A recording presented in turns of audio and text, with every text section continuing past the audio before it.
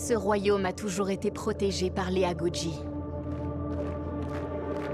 Une armée de guerrières constituée de femmes rejetées par la société.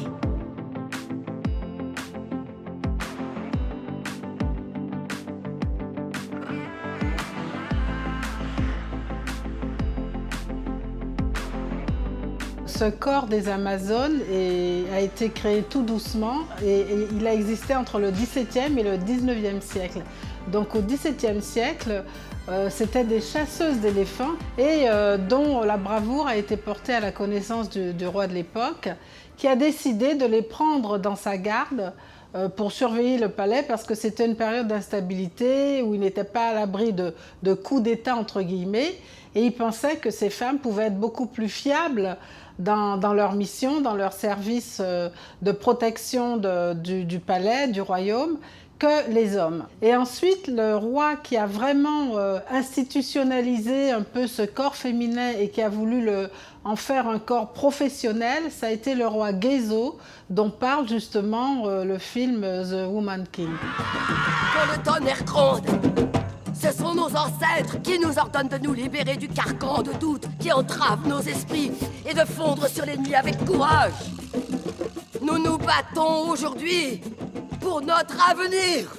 Nous sommes la lance de la victoire. Ben non, c'est pas fidèle à la réalité. Le royaume du Dahomey à l'époque est un des plus connus pour avoir participé le plus activement et le plus durablement à la traite. Le royaume du Dahomey est un royaume guerrier, avait besoin pour s'étendre d'armes et ce qu'offraient les Européens, c'était des fusils qui n'étaient plus utilisés en Europe et on venait les vendre à ces Africains en échange d'hommes, de femmes et d'enfants africains qu'on envoyait pour développer les colonies du Nouveau Monde, les colonies d'Amérique, des Antilles, etc., du Brésil.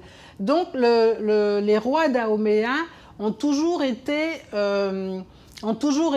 des piliers de ce commerce. Et même quand la traite, pas l'esclavage, mais la traite a été abolie par l'Angleterre au début du XIXe siècle, le Dahomey a continué dans ce qu'on appelait la traite clandestine jusque pratiquement à la fin du XIXe siècle, quand le Brésil a aboli cette fois-ci l'esclavage, parce que ça a été un des derniers pays à demander encore de la main-d'œuvre servile jusqu'à très tard, dans les années 1890. Et, voilà. Et le Dahomey, donc, a été un des pays à résister le plus à cette abolition de l'esclavage.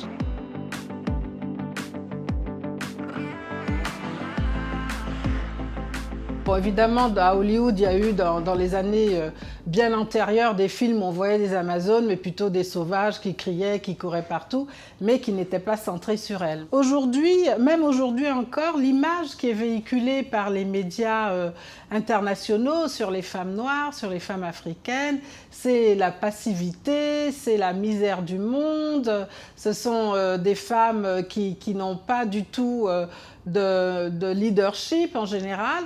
Et quand on voit que dans le passé, on a eu ces femmes courageuses qui avaient leur place dans la société, qui jouaient un rôle important, donc je pense que ça permet à un public, que ce soit qui connaît ou qui ne connaît pas ce monde, de s'interroger. Comment se fait-il? Est-ce que vraiment ces femmes qu'on nous montre aujourd'hui n'ont rien gardé de cette espèce d'héroïsme du passé que présentaient ces femmes africaines?